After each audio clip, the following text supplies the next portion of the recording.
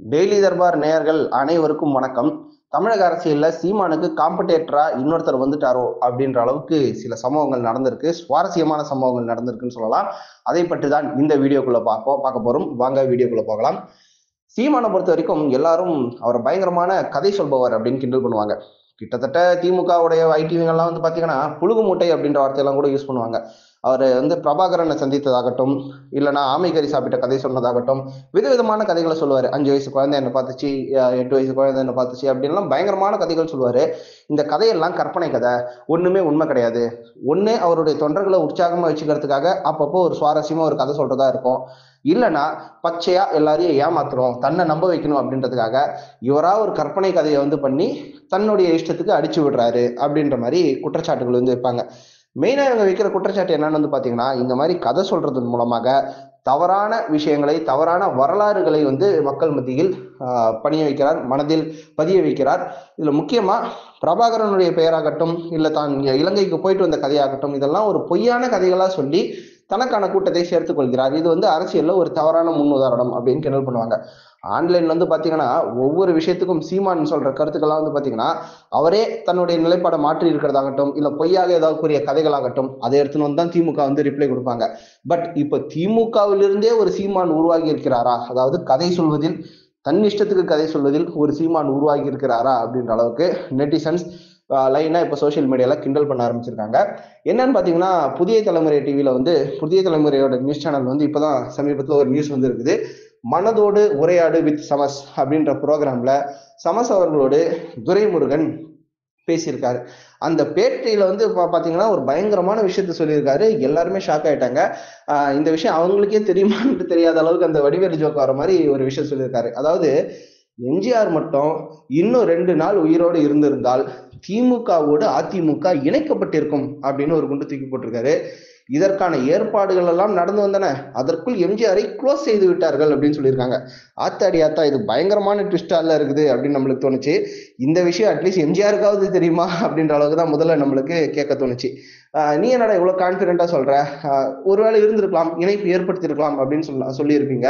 But அதுக்கு முன்னாடியே துரைமுருகன் அவர்கள் வந்து எம்ஜிஆர் இறக்கும் தருவாயில் தான் சொல்லியிருக்காங்க. எம்ஜிஆர் இறக்கப்படல, எம்ஜிஆர் நல்லா ஆரோக்கியமா இருந்த போதே திமுகவும் அதிமுகவும் இணைவதற்கான வாய்ப்புகள் இருந்தன.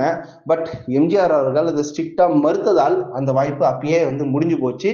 முடிஞ்சு போன ஒரு விஷயத்த வந்து ஒருவேளை தவறான டைம்ல சொல்றாரான்னு கூட துரைமுருகன் பத்தி நம்மளுக்கு தெரியல. ஆனா இன்னும் 2 நாள் உயிரோடு இருந்திருந்தால் அப்படின்றாங்க. அதுவும் அவர் சொல்ற முக்கியமான குற்றச்சாட்டு, அதற்குள் எம்ஜிஆரை க்ளோஸ் செய்து விட்டார்கள் அப்படின்னு சொல்லியிருக்காங்க. சோ திட்டமிட்டு தான் இதை துரைமுருகன் அவர்கள் சரியான புரிதலோடு தான் சொல்லியிருக்காரு அப்படின்னு நம்ம எடுத்துக்கிறோம். பட் மக்களுக்கு ஒரு சின்ன வரலாற்றை ஞாபகப்படுத்தணும்னு நான் விரும்புறேன். எம்ஜிஆர் இறந்ததுன்னு வந்து பாத்தீங்கன்னா 1987 டிசம்பர்ல வந்து இறக்குறாரு. கிட்டத்தட்ட 8 வருடங்களுக்கு முன்னாடி, எம்ஜிஆர் இறப்பதற்கு 8 வருடங்களுக்கு முன்னாடியே அதிமுகவும் திமுகவும் இணைவதற்கான சாத்தியக்கூறுகள் இருந்ததுதான் உண்மை. அது யார் நடத்தினதுன்னு வந்து பாத்தீங்கன்னா, ஒடிசாவுடைய அப்போதைய முதல்வராக இருந்த பிஜு பட்நாயக் அவர்கள் வந்து இதற்கான ஏற்பாடுகளை வந்து தீவிரமாக நடத்தி வந்தார். கிட்டத்தட்ட அதிமுக திமுக ஒன்னாயிடுச்சுனே தான் தமிழக மக்கள் நினைத்துக் கொண்டிருந்தார்கள். ஆனால் கடைசி வரை எம்ஜிஆர் அவர்கள் அதற்கு ஒத்துக்கொள்ளவில்லை அப்படின்றதுதான் உண்மை. காரணம் என்னன்னா, 1977 எம்ஜிஆர் அவர்கள் ஆட்சியை பிடிக்கிறாரு. அதற்கு முன்னாடி அவர் கட்சி ஆரம்பித்த காலத்திலிருந்தே திண்டுக்கல் இடைத்தேர்தலில் தொடங்கி, கோவை இடைத்தேர்தலில் தொடங்கி ஒவ்வொரு இடைத்தேர்தலாக அவர் வெற்றி பெற்றுக் கொண்டே வருகிறார். திமுகவிலிருந்து சாரை சாரையாக தொண்டர்கள், கட்டமைப்பு என்னவோ திமுக கிட்டதான் இருந்துச்சு, ஆனா தொண்டர்கள் வந்து மொத்தமாக திமுக கிட்ட இருந்து திமுக கிட்ட இருந்து விலகி அதிமுக கிட்ட வந்து சேர்ந்துட்டாங்க. சோ தொண்டர் ரீதியாக, அமைப்பு ரீதியாக அதிமுக பலம் பொருந்திய கட்சியாக இருந்தது.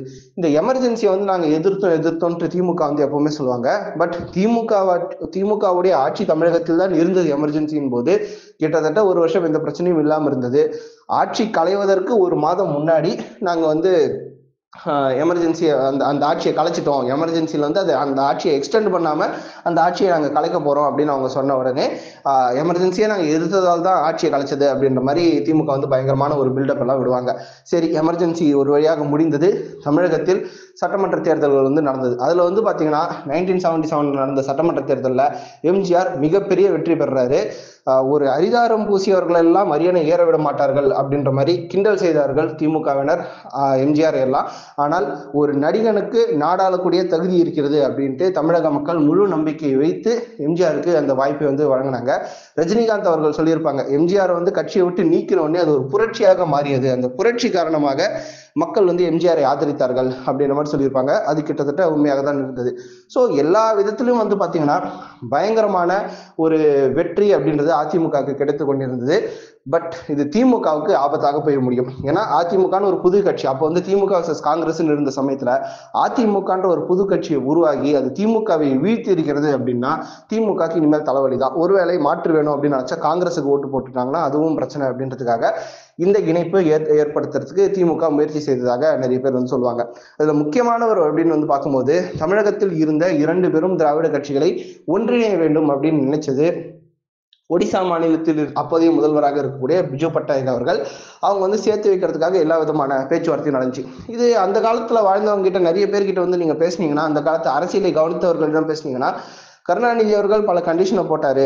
உதாரணத்துக்கு கொடியை வேணா அதிமுக கொடியாக வச்சுக்கலாம், ஆனா கட்சி பேர் வந்து திமுக அப்படின்னு தான் இருக்கணும், சின்னம் உதயசூரியனாகத்தான் இருக்கணும் அப்படின்ட்டு கருணாநிதி அவர்கள் கண்டிஷன் போட்டதாகவும், கொடி மட்டும்தான் டிஃப்ரெண்ட், மற்றபடி கட்சி பேரு சின்னம் எல்லாமே இதுனா நான் அதுக்கு வந்து என்னுடைய கட்சியை கலைச்சிட்டு வந்து உங்க கூட சேர்ந்துக்குவேன் அப்படின்னு எம்ஜிஆர் சொன்னதாகவும் நிறைய பேர் வந்து சொல்லுவாங்க. அது எந்த அளவுக்கு உண்மை அப்படின்றது நம்மளுக்கு புரியல. ஆனால் ஒரு விஷயம் உறுதி, தன்னுடைய தொண்டர்கள் திமுகவை கம்ப்ளீட்டா எதிர்த்து திமுக வந்து சண்டை போட்டு ஒவ்வொரு வார்டு அளவுல ஒரு கவுன்சிலர் அளவு தெரு அளவுல வந்து திமுக அதிமுக அப்படின்ற ஒரு சண்டை நடக்கிறத வந்து நம்ம பார்ப்போம். திமுகவினரை பயங்கரமாக பகைத்து கொண்டு தொண்டர்கள் வெளியே வந்தாங்க. அந்த தொண்டர்களுக்காக யாருக்காக சண்டை போட்டாங்கன்னு வந்து பாத்தீங்கன்னா, அந்த தொண்டர்கள் எம்ஜிஆர் அப்படின்ற ஒருவருக்காக சண்டை போட்டாங்க. அவருக்கு திமுகவில் இருக்கக்கூடிய பிரச்சனைகளுக்காக தெருவில் இறங்கி தொண்டர்கள் சண்டை போட்டார்கள். அந்த தொண்டர்களின் உணர்வுகளை மதிக்காமல் நான் வந்து கட்சியை வந்து திமுக கூட இணைச்சேன்னா அந்த தொண்டர்களுக்கான எந்த மரியாதையும் கிடையாது. எனக்கு ஒரு பிரச்சனை அப்படின்னும் போது அந்த தொண்டர்கள் தங்களுடைய சொந்த வாழ்க்கையிலே பிரச்சனை ஏற்படுத்தக்கூடிய அளவுக்கு சண்டை போடுறாங்க. பட் நான் எல்லாத்தையும் மறந்துட்டு உங்க கூட சேர்ந்தேன்னா அந்த தொண்டர்களுக்கு என்னால் சரியான பதில் சொல்ல முடியாது அப்படின்றதுதான் எம்ஜிஆருடைய நிலைப்பாடு அப்படின்றத அதிமுக தொண்டர்கள் இப்போ வரைக்குமே அதை வந்து பெருமையா சொல்லுவாங்க. ஸோ எம்ஜிஆர் அவர்கள் நல்ல ஆரோக்கியத்தோடு இருந்த போதே வந்து பாத்தீங்கன்னா திமுக கூடிய இணைய வாய்ப்பு இருந்த போதும் அதை வந்து மறுத்திருக்கிறார். ஆனால் துரைமுருகன் அவர்கள் என்னன்னா அவர் இறக்குற தருவாயில இருக்கிறாங்க. அதுவும் இறப்பதற்கு ஒரு 2 நாள் முன்னாடி கூட ஏதோ பேசின மாதிரி அவங்க சொல்லியிருக்கிறாங்க. இது எந்த அளவுக்கு உண்மை அப்படின்றது தெரியல. But at the same time 2 நாள் உயிரோடு இருந்திருந்தால் சேர்ந்திருப்பாரு அப்படின்னு சொல்றதெல்லாம் நிச்சயமாக நம்பக்கூடிய அளவுக்கு இல்லை அப்படின்னு தான் சொல்லணும். அதோட இவர் சாதாரணமா சொல்லாம அதற்குள் அந்த ஏற்பாடெல்லாம் நடந்திருக்கு, அதுக்குள்ள எம்ஜிஆர் க்ளோஸ் பண்ணிட்டாங்க அப்படின்னு சொல்லிட்டாங்கன்னா இவருக்கு ஏதோ ஒரு உண்மை தெரிஞ்சிருக்கிறது அப்படின்ற விஷயம் தான் நம்மளால புரிஞ்சுக்க முடியுது. ஸோ எம்ஜிஆருடைய மரணத்தில் சந்தேகத்தை எழுப்பியிருக்கிறாரா துரைமுருகன் அப்படின்றது நம்மளுக்கு அதிர்ச்சியாக இருக்கிறது. அது ஒருவேளை அவருக்கு சந்தேகம் இருந்திருந்தால் அப்பொழுதே வந்து அது ஒரு பூதாகாரமான பிரச்சனையாக மாற்றி மக்கள் முன்னால் வந்து வைத்து இதற்கான உண்மையான விடையை கண்டுபிடிப்பதற்காக துரைமுருகன் அவர்கள் நடவடிக்கை எடுத்திருக்க வேண்டும்.